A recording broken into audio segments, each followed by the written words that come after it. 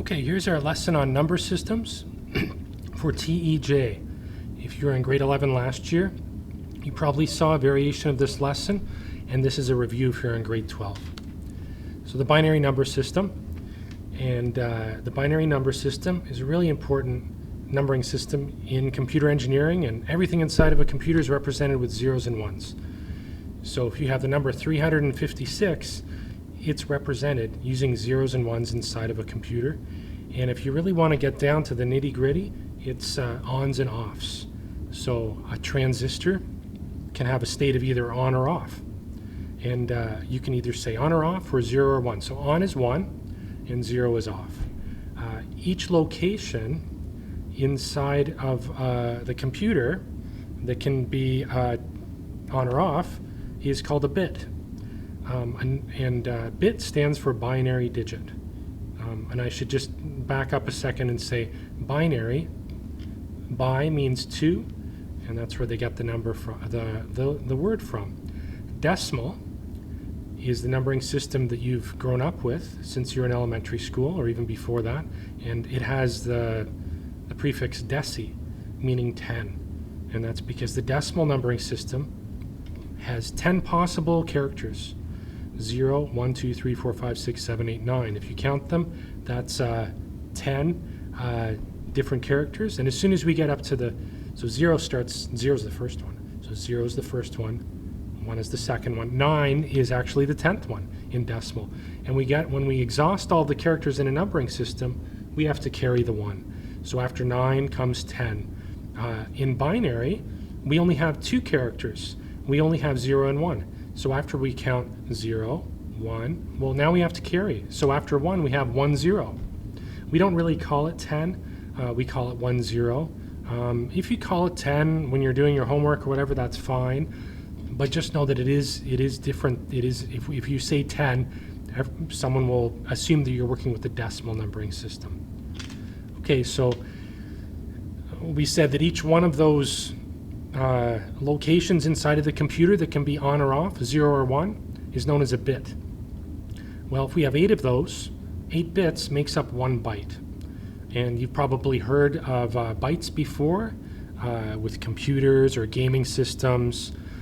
And a megabyte or a gigabyte is an important, when you talk about that, people understand what you're talking about. And well, the smallest form of that, the building block, is the bit. So I've just drawn, or on the screen, I have 8 different locations. That's what those dashes or underscores are supposed to represent. And each one of those locations can either be a 0 or a 1. So 8 of them together make up 1 byte. And incidentally, not really coincidentally, it was designed this way.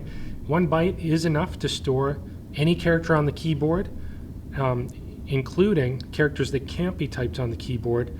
Those are called alphanumeric characters. So any character that could be used in a computer password for an app or a website, including some characters that can actually be typed from the keyboard that have to be done, those are all alphanumeric characters. They can be represented with 1 byte of information.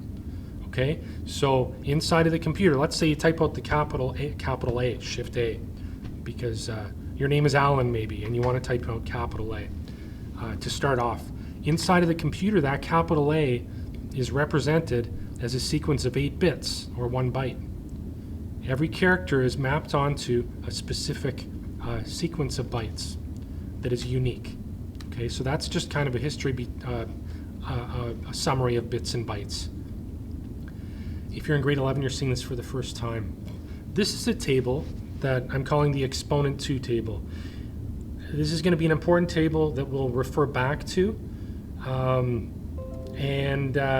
The way it works is we're going to take every power of 2 and write them down. So the left column, 2 to the power of 0, 2 to the power of 1, 2 to the power of 2. That's the left column, up to 2 to the power of 7. The right-hand column, we've basically evaluated that. So 2 to the power of 1 is 2. 2 to the power of 0, this might surprise you if you've never seen anything to the power of 0 before, but it's 1. Anything to the power of 0 is 1. And this is an important table. It's not going to make any sense right now necessarily why we're using it, but it will become very evident in a few slides once we do some examples. So we're going to convert a binary number, and I'm just going to pause for a second because I'm going to pause. Okay, so everybody can see my piece of paper here, and I'm going to do an example for you where we convert a number. So we're going to convert a binary digit into a decimal number. Okay, and then we're going to go the opposite way. We're going to do decimal to binary. And so everybody can see this, and I will get more efficient with this as we go in the course. So binary to decimal. Usually in a classroom setting with a blackboard, I would do this on the blackboard and I'd ask you to copy it out. You can still copy it out, or at least have a, because this is only going to be a video, remember, but this is an example of how to convert binary to decimal. So let's say you were given the convert 132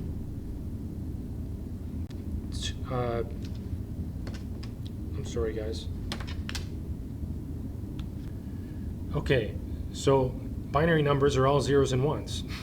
So we have to start with a number that's all zeros and ones. So here's a number, 101101, and we need to convert that to decimal. So how would we do that?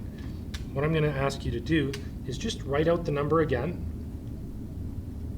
with a bit of space, just so it's nice and clear, and that's a binary number. And what we're going to do is we're going to write the powers of 2 above each digit. So just recall, when you're working with a decimal number, there the camera's more. When you're working with a decimal number, let's say just as an aside up here, so we have, let's say 132, that was my original number, right? So I have 132. This is a number that you've encountered in elementary school, whenever. The first placeholder here is the ones placeholder. The one above it, that's the ones placeholder. The 3 is in the tens placeholder, and the 1 is in the 100s placeholder. Okay, so we have, you probably remember doing this. If you were to break this down or expand it, it would be 1 times 2 plus 3 times 10 plus 1 times 100, and that's equivalent to 132. We're going to do the same thing for a binary number. The only difference is that the placeholders are different. So the placeholder, and this goes back to your chart that you saw on the last slide, 2 to the power of 0. So 2 to the power of 0 is this placeholder here. So this is going to be 1.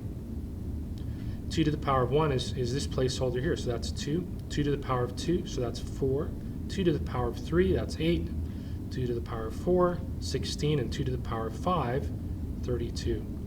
Let me just go back to our decimal number example. This placeholder here is 1 to the power of 0. Sorry, 10 to the power of 0. 10 to the power of 0, and that's why it's 1. This second placeholder with the 3 is 10 to the power of 1, so that's why it's 10. And the third one is 10 to the power of 2, and that's why it's 100. So you take the base.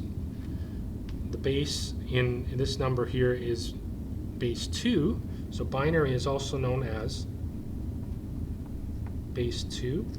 Decimal is known as base 10.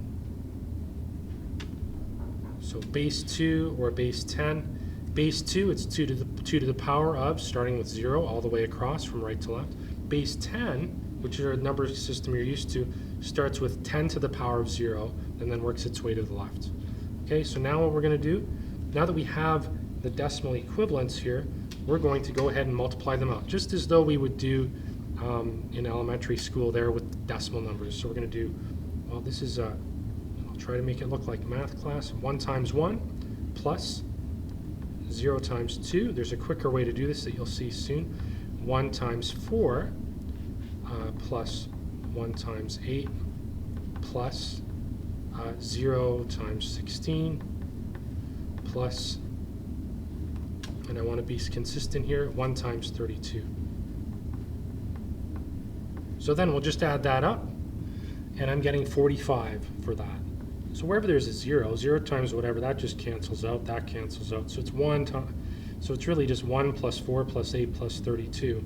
So 45. Now, I'm going to show you something. We really need to do something called subscripting to show what base we're working with. And I put this here instinctively, I didn't explain it. This small 2 here means that it's base 2. So whenever you're writing out a binary number, I'd like you to put a subscript that denotes what it is. And the same thing here, I'm going to put a small subscript for 10 there. All it means is it's a regular number in decimal, the kind of number you've been working with for years now. Okay, and I guess I could do that as well. So that's binary to decimal. I'm going to do one more example here that is also binary to decimal. So here's example 1, here's example 2, and I think in the next video we're going to end up doing decimal to binary. So this is a slightly longer number. I'm going to put the subscript 2 to indicate that it's binary, convert that number to decimal. So if you were to say what this number was,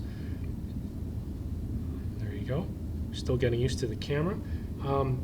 If you were to say what this number was, and you just say 110111011, very confusing. And even though everything is represented as binary numbers inside of the computer programmers don't work in binary.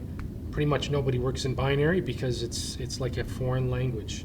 So everything is translated into a language that we understand, and that's why you have things like C, C++, Java, Python, JavaScript, all these languages. But when it comes into the computer, it does get translated into binary at the machine level. All right, so let's convert this number. We're going to do the same thing, but it will be a bit quicker because we're just going to, now that you've seen the full expansion, I'm going to show you a bit quicker of a way to do this. So we're going to write out all the digits again of this binary number. And above there, I'm just going to put the base, no, not the base, the exponent, the power of 2, I should say. So this is the 1's place, 2's place, 4's, 8's, 16's, 32, 64, 128, 256, and 512.